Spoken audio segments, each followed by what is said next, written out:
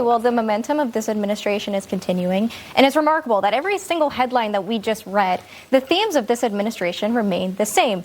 Cutting waste, fraud, and abuse, putting Americans first, things of that sort. No matter if we're talking about narco-terrorists, peace in the Middle East, or the government shutdown, all of those themes remain the exact same.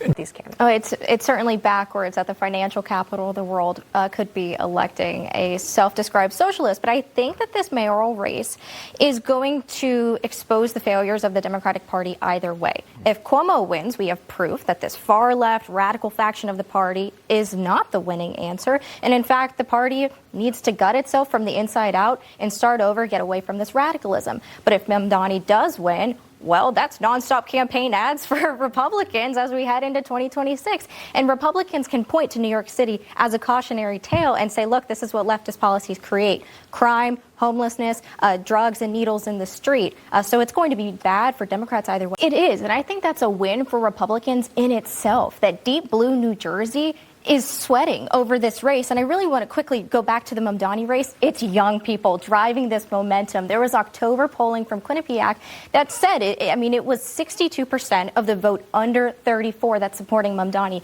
But this is not just a New York problem. This is, in fact, a national problem. We've also reported at the Leadership Institute's Campus Reform a survey that found the same exact number, 62% of young people view socialism favorably. So yes, we're talking about New York City here today. We're talking about young people there, but this is a national problem with young people, and it goes right back to our education system. Yeah, that's right. I hope at least before Thanksgiving, because I know a lot of people are worried about air travel right now. I'm talking to college students because I'm a reporter for Campus Reform, and you know what? They're concerned about getting home. But it's not just getting home. We're also concerned about the safety of our skies. And right now we have 13,000 air traffic controllers who aren't getting paid. Secretary Sean Duffy said prior to this government shutdown that we already were facing a nationwide shortage of these air traffic controllers. And so when I hear that, I hear, yes, we're going to see problems in the short term with getting, holiday travel, everything figured out. But in the long term, this could mean a recruitment crisis. This could mean young people my age saying, I don't want to become a federal worker. I don't want to become an air traffic controller because they see how easily their paychecks can be frozen. I think that we'll see the same thing with the military, too. States. What do you think happens here? We've also seen Democratic policies absolutely fail California. California is a cautionary tale